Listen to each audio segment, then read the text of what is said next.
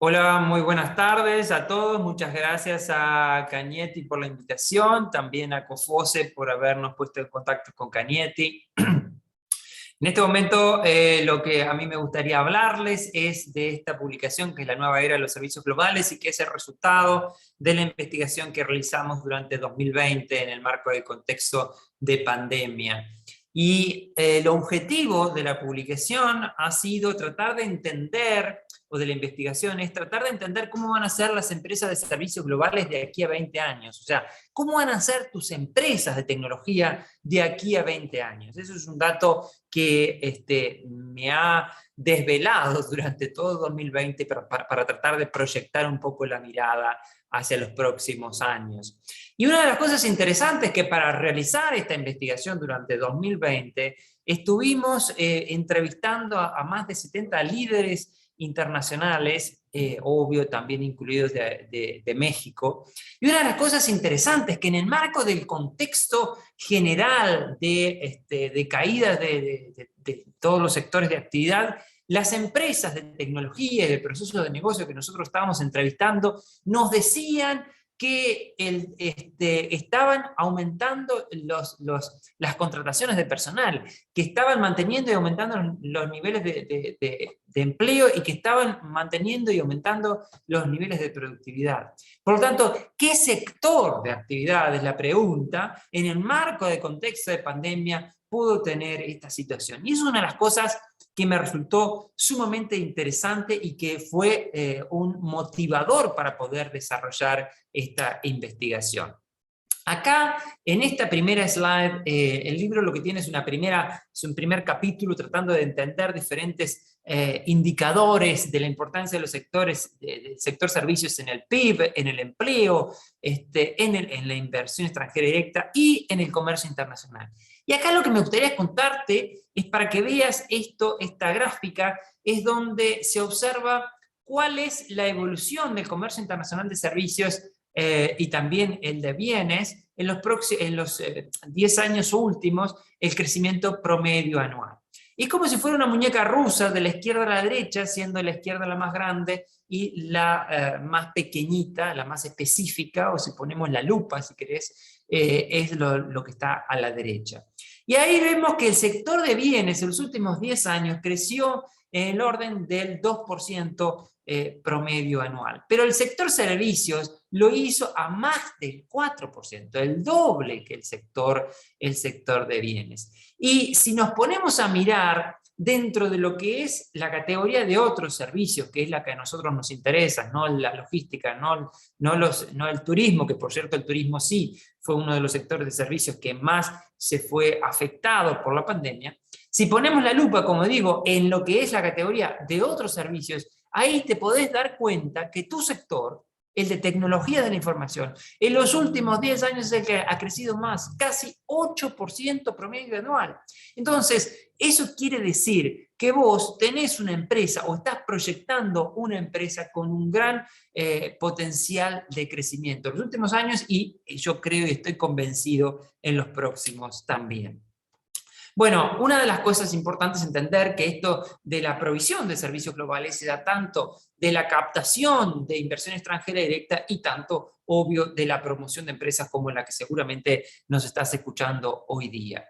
Esto de cómo se han generado, cuáles son los factores que se han impulsado lo que son los servicios globales o lo que son las exportaciones de servicios, o sea, que tú puedas vender servicios tecnológicos a otro país, han sido muchas las razones, pero una de las que más llama la atención es lo que se conoce como lo que nosotros le decimos la intangibilización de la economía o la desmaterialización de la economía.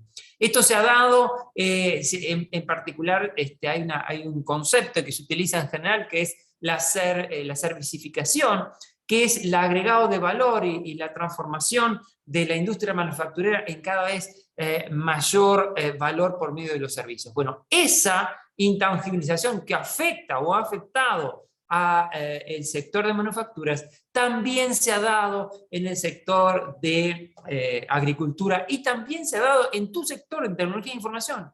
Antes una empresa lo que vendía era una licencia que podía llegar a costar, no sé, miles de dólares o decenas de miles de dólares, una licencia específica hecha para un software específico hecho a medida para una empresa. Y hoy día lo que están haciendo las empresas es cambiar el modelo de negocios a través de lo que se conoce como SaaS, Software as a Services, o incluso cualquier cosa hacia como un servicio. Y eso es un elemento que da grandes oportunidades, también genera ciertos desafíos de cómo, por ejemplo, financiar este tipo de elementos. Ahora, ¿cuál es el principal desafío que tiene el sector a nivel internacional? Dado este crecimiento que se ha venido realizando en los últimos tiempos, la falta de disponibilidad de talento a nivel de lo que son los países. Y hay muchas mediciones que se han generado, nosotros incluso mismos en ALES hace un par de años generamos una investigación para medir, haciendo un caso específico en Uruguay, cuánto sería este gap de talento en los próximos años. Lo cierto es que hay un gran issue, un gran desafío con esto de la falta de talento por el crecimiento que tiene el sector, pero también por la caída en la matriculación que en general se ha dado en lo que es las carreras STEM o de educación vinculadas con ingenierías, matemáticas y demás. Y otro gran desafío que tiene que ver y que recibimos como input de algunos de los empresarios que nosotros entrevistamos es que los servicios están comoditizando muy rápido. Y eso hace que las empresas dispongan de menos tiempo para reaccionar. Por lo tanto, vos, para salir al mercado hoy día, ya tenés que estar pensando no solo en la solución que vas a generar ahora, sino en la que vas a generar con mayor valor en los próximos meses o años para poder seguir activo en el mercado. Se han acortado los tiempos, por tanto, de la innovación y por lo tanto hace que las empresas estén un poco exigidas en generar nuevas ideas. Entonces, con eso en marco, con el crecimiento del sector, con algún par, simplemente para mencionar un par de desafíos generales, nosotros lo que hemos generado es, como decía antes, un modelo sobre cómo van a ser tu tipo de empresas de aquí a los 20 años. Y para eso generamos un modelo que se llama DID Paga, por el acrónimo que implica de estas 7 características que nosotros hemos identificado. Ahora, estas 7 características se integran básicamente en 3 grandes pilares. Uno de ellos es la tecnología, el segundo son los modelos de negocios y el tercero es el ser humano. Entonces, no vamos a poder contar o explicar todo el modelo, pero podés encontrar el libro en Amazon, está en la versión digital como física y lo puedes acceder en México sin ningún problema. La tecnología se ha dicho mucho al respecto de la transformación digital y en particular de que esta transformación digital en los últimos tiempos, si vos te dedicás a eso, has observado como muchas empresas de otros sectores han venido a decir de manera urgente en el marco de la pandemia, necesito transformarme ya. Y el asunto está en que no es necesariamente un tema tecnológico la transformación digital, sino que es un tema del mindset que se requiere desde la cúpula hasta las bases de las empresas para poder que esta transformación digital sea posible. Entonces, ahí lo que nosotros analizamos en el libro, cuáles son las últimas tecnologías, tanto de RPA como de Business Analytics, hasta incluso las computadoras cuánticas, cómo pueden llegar a influenciar o cuál es la importancia que tienen o tendrán en el futuro. Y en particular también lo que analizamos son algunos de los sectores de actividad que tienen mayor incidencia o nosotros entendemos que han tenido y van a tener mayor incidencia en los próximos años, como por ejemplo puede ser el tema de lo que es fintech o lo que nosotros denominamos e-creativity, toda la industria industrias creativas o economía naranja, depende de cómo se le diga en México. El tema de salud, de educación, todos sectores que han tenido una muy rápida e intensiva transformación en los últimos años, pero para mí uno de los temas claves es el tema de lo que se conoce como AgTech o AgroTech, o depende del autor como quiera denominarlo. ¿Por qué? Porque ahí se combinan dos cosas importantísimas en lo que es en nuestra América Latina. Por un lado, son las ventajas comparativas preexistentes que en muchos países tenemos en agricultura, que nosotros en América Latina alimentamos literalmente al mundo. Y por cierto, también tenemos ventajas competitivas en lo que es en relación a tecnologías, y por lo tanto el sector de tecnologías es muy importante en algunos países. Y me consta que México es una plataforma tecnológica muy importante en algunos estados más que en otros, pero sin duda que hay empresas de renombre mundial, tanto de capitales propios como Softec u otras que están instaladas directamente en México. Entonces, esa combinación de lo que son ventajas competitivas con ventajas comparativas preexistentes en agrotecnología, para mí es uno de los elementos centrales que va a permitir a la región poder generar un mayor posicionamiento. Eso tiene que ver de alguna manera con el pilar de tecnología. Y como digo, en los próximos 20 años, si vos querés sobrevivir en el mercado, vas a tener que tener la última tecnología, está claro. Y vas a tener que tener los últimos modelos de negocio. Si nosotros acá vamos a hablar, acá te cuento que tenemos diferentes elementos que forman parte de estos de los modelos de negocio. Por ejemplo, esto de distribuidas, que te lo voy a contar ahora, lo de disruptivas, plataformas ágiles y globales son las características que nosotros entendemos que forman parte de lo que son modelos de negocios. Y me voy a permitir contarte esto de lo que es distribuidas o lo que nosotros llamamos de microsourcing. ¿Qué es esto de microsourcing? Y te voy a poner el ejemplo de José Carlos, que es un chico nacido en las afueras de Ciudad de Guatemala. Guatemala es uno de los países de nuestra América Latina que tiene más del 50% de la población por debajo de la línea de pobreza. Es un dato bastante importante. Ahora, este chico que nació en las afueras de Ciudad de Guatemala tenía desde que era un niño una particularidad: le gustaba jugar con matemáticas, le gustaba jugar y entender o tratar de entender con matemáticas. Eso le generó una gran oportunidad para vincularse al tema de la programación, porque cuando estaba ya en la secundaria tuvo la posibilidad de aplicar a una pasantía, a un curso de formación en una tecnología específica, y ese curso de programación le brindó la posibilidad ahora sí de hacer una pasantía en una empresa de tecnologías de su país. A partir de allí empezó la ruta de avance y de crecimiento de José Carlos. ¿Por qué? Porque la empresa, esta que se metió él al inicio, tuvo algunos temas porque era una empresa simplemente que se dedicaba al mercado local, pero luego José Carlos pudo ingresar a una empresa que ya tenía vocación internacional en el sector de call centers en Guatemala, que es por cierto muy importante. Y a partir de sí conoció y aprendió una serie de herramientas de cómo trabajan las multinacionales y otras metodologías, por ejemplo las metodologías ágiles y demás.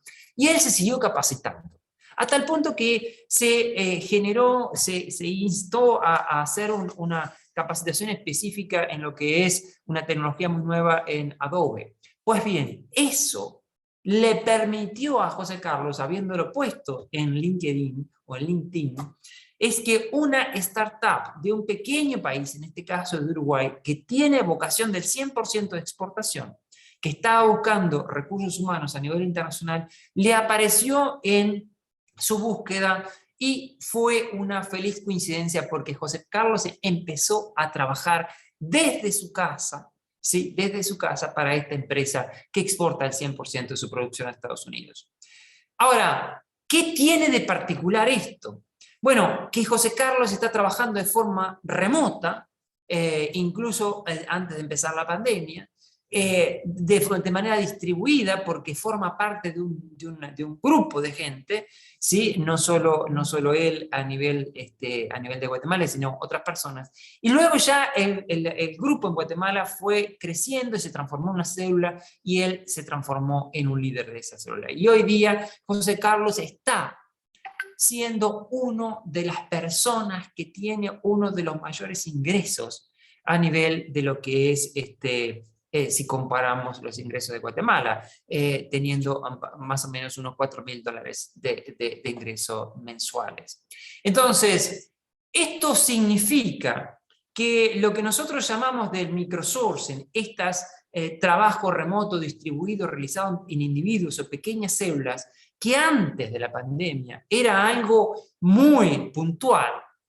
Con la pandemia lo que se generó es como una explosión que no solo se concentró en el sector de tecnología, sino también en el sector en particular de procesos de negocios, donde las empresas tienen literalmente miles de posiciones en el sector. Para referencia, simplemente Teleperformance en Colombia, una empresa que estuve hablando con su presidente, Andrés Bernal, solo en Colombia tiene 30.000 posiciones. Y de la noche a la mañana, con la pandemia, tuvieron que transformar el sistema, generando esto de trabajo remoto distribuido en individuos o pequeñas células. Entonces, eso generó un impacto sumamente interesante, generando ciertos beneficios, como por ejemplo, reducción de los costos locativos. Muchas de las empresas con las cuales ya estaba en 2020 diciendo que ya no volvían al mortar and bricks, a las oficinas físicas, sino que seguían directamente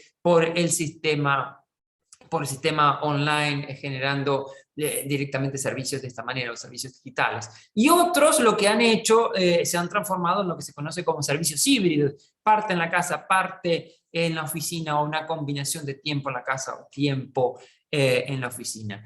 El acceder, una de las cosas también sumamente positivas es el acceder a talento. Como dije, esto del sector de tecnología e información, una de las características que tiene es la necesidad de talento. Y con este sistema de microsourcing se puede conseguir talento donde sea que esté este talento. Y esto es un elemento sumamente importante. Sea que tú sos una empresa que está buscando recursos humanos, en lugar de buscarla en Ciudad de México o en el estado de Guanajuato, lo que puedes hacer es directamente buscarla en Croacia, como se estaba haciendo antes de la guerra, o en Ucrania, o en donde sea, ¿no? Entonces, es un elemento central. Y del punto de vista de los recursos humanos, sin duda que hay una gran oportunidad de sí. ¿Y qué significa esto? Si vos sos un emprendedor, si lo que nos están mirando hoy día, sos una persona que no tiene todavía su empresa, sino que está trabajando, o que quiere trabajar en esto de tecnologías de la información. Y como dije, hay mayor demanda que oferta de recursos humanos. Si tú tienes un conjunto de habilidades o de talentos que se integran por ejemplo, competencia técnica, por ejemplo, depende de lo que estén necesitando el mercado. Por ejemplo, una de las cosas que se está requiriendo mucho hoy día es Python, o .NET, o Java, o el que sea. ¿Sí? Si tú además de esa tecnología, lo que tienes es los soft skills adecuados para la posición que se está requiriendo por parte de la empresa en este momento, que esto del microsourcing implica la posibilidad de trabajo en equipo, pero a distancia, conociendo realidades culturales diferentes, teniendo la plasticidad de estas relaciones culturales diversas, es un elemento, un plus que te puede generar, obviamente, mayores posibilidades. Y obvio, si tenés el tercer componente, el técnico, el soft skills e idioma, el nivel de inglés, vos podés literalmente aplicar, de hecho ni siquiera tenés que aplicar, porque las empresas hoy día están buscando talento y a través de LinkedIn o LinkedIn están generando búsquedas directas a programadores a nivel global. De hecho, cuando doy clases en la universidad, los chicos me dicen, profe, me llegó una solicitud de Dinamarca, me llegó una solicitud de tal país que estaban buscando tal talento. Entonces, sin duda hay una gran oportunidad para lo que son gente como tú que está estudiando este tipo de cosas o que quiere meterse en este tipo de cosas. Obvio, si tú lo que sos un emprendedor, también tenés una gran oportunidad acá. ¿Por qué? A ver, una de las cuestiones que en general no conozco la situación en México y puede ser que sea más benévolo que en otros países de América Latina, pero que en general lo que nos dicen los emprendedores de muchos países de América Latina, desafortunadamente, es que emprender en América Latina o en muchos países es costoso. Para crear una empresa de manera formal implican muchos procedimientos burocráticos, implican muchos gastos iniciales que no se sabe si se van a poder hacer frente al aumento de la rentabilidad de la empresa posterior. E incluso las dificultades para cerrar la empresa si la empresa les fue bien. Pero ahora, como dije, si vos sos un emprendedor, ¿sí? No tenés que estar pensando. Seguro que ya esto lo pensaste, lo analizaste. No tenés que estar pensando en hacer una empresa en Guanajuato o en México. Lo que están haciendo muchos emprendedores es abrir su empresa en Estonia, en Dinamarca o en Delaware, y desde allí facturar y contratar recursos humanos donde sea que estén estos recursos humanos. Y entonces te das cuenta de las posibilidades que tenés. Son infinitas, literalmente infinitas. Y esto no es teoría. Esto es lo que está pasando hoy día, a tal punto que esto del microsourcing, esta posibilidad de que una empresa multinacional que está establecida en otro país, en particular en Estados Unidos, o que también puede ser directamente en Reino Unido, en otros países de la Unión Europea, lo que están haciendo es contrataciones directas de individuos o pequeñas células en nuestros países. ¿Y esto qué hace?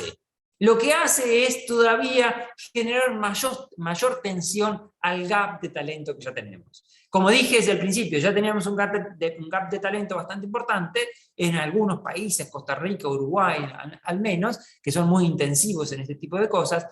No sé la realidad de México, a decir verdad, en este momento, o de Guanajuato, pero es una verdad que hoy día empresas que no están establecidas, en este caso en México, que están en Estados Unidos o que están en Europa, además, están contratando personas o pequeños grupos de personas directamente, ¿sí? Entonces, esto, como dije, tiene ciertas oportunidades y ciertos desafíos. Ya comenté algunas de las oportunidades. Ahora, para mí, ¿cuáles son algunos desafíos? Más allá de lo que pueden ser el tema de infraestructura tecnológica o de la salubridad física y mental de estar en la casa trabajando y demás. Pues bien, para mí hay un punto fundamental que es el punto regulatorio. Como dije, es si tú, el que estás escuchando, sos una autoridad que tiene capacidad de toma de decisión en el gobierno federal de México o en el gobierno de Guanajuato, mi pregunta es directamente, ¿qué vas a hacer tú para que estos chicos que tienen la posibilidad de trabajar de manera directa y que ya están trabajando de manera directa con empresas que están fuera de México, ¿sí? ¿Qué vas a hacer tú para captarlos y que se formalicen? Muchas veces lo que está pasando es que estos chicos que están trabajando, y no solo en México, sino no solo en América Latina, de hecho nosotros somos parte de lo que es el Global Technology and Business Services Council, y esto está sucediendo en otras partes del mundo también. Entonces, ¿cuál es el desafío acá?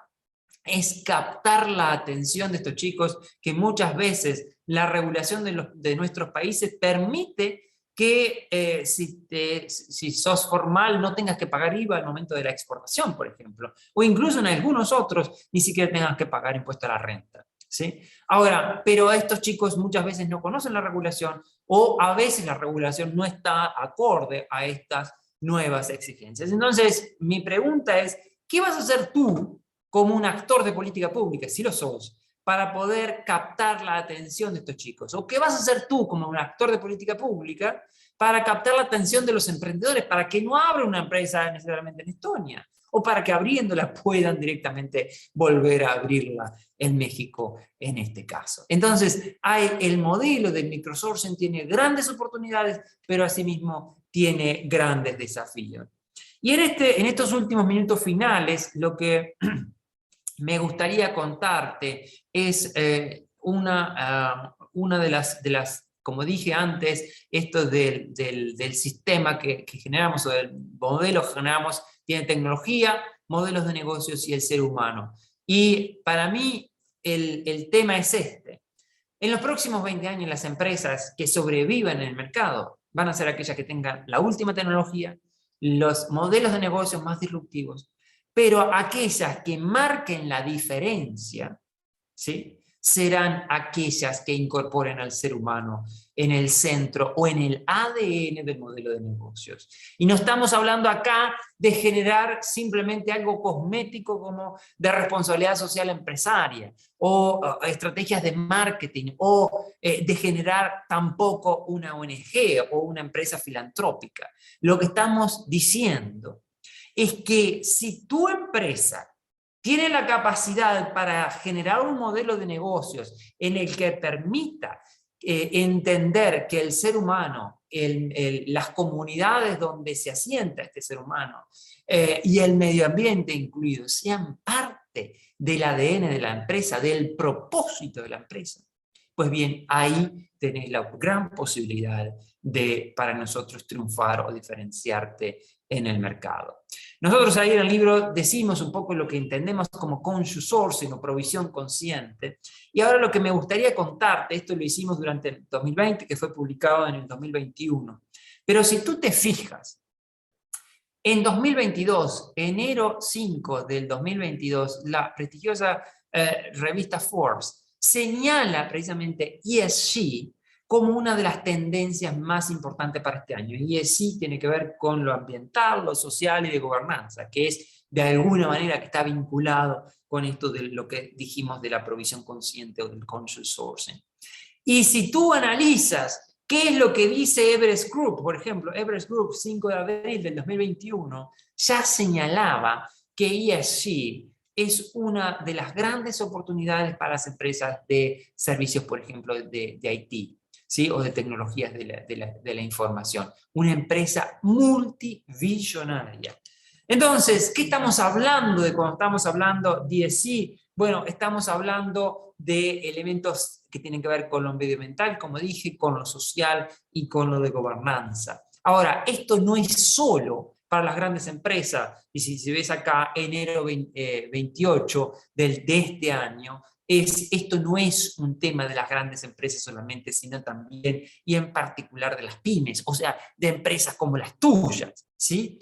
Y además te cuento que hay gran interés de parte de los inversores de generar apalancamiento o brindar financiamiento para empresas que hagan este tipo de cosas, que incorporen o que tengan un impacto más allá del lucro. Entonces, en el libro nosotros comentamos, incluso señalamos cuáles son estas empresas que están generando un estímulo para que emprendedores generen y brinden proyectos de este tipo de índole.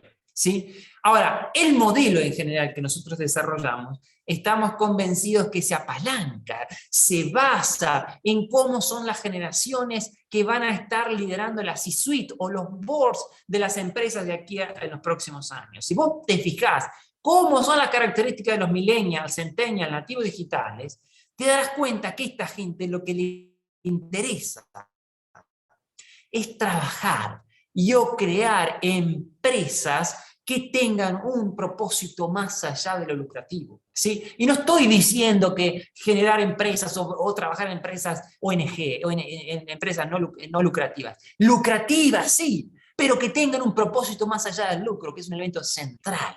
Y es lo que nosotros nos parece fundamental.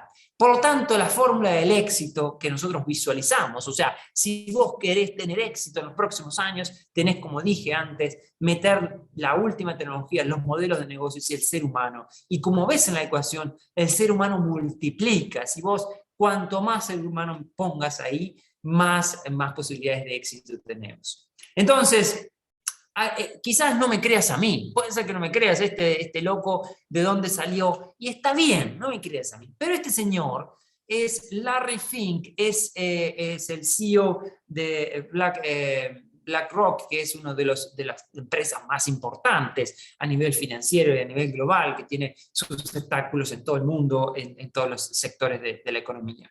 Y este señor todos los años genera una carta para los CEOs del mundo. Y lo que dice en la carta de los CEOs de este año es lo siguiente: los próximos 1000 unicornios no serán motores de búsqueda como Google, ni empresas de redes sociales como Facebook o Instagram, sino innovadores, sostenibles y escalables. Y por lo tanto se hace la pregunta: ¿liderarás o serás guiado? Y yo te hago esa pregunta también. ¿Tú pretendés estar simplemente a que el mundo pase, o tomarás, como se dice por acá, los cuernos, el toro por los cuernos, y generarás una estrategia específica para poder tener esta visión de futuro y hacerte del futuro en tus manos? Mi invitación es a eso, a prestarle ganas y entusiasmo a lo que nosotros llamamos del conscious sourcing. Y así que te invito a leer el libro La nueva era de los servicios globales. Agradezco a Cañetti por la oportunidad, agradezco a Cofose por la invitación también, y es que estamos a las órdenes y dispuestos a las preguntas. Muchas gracias.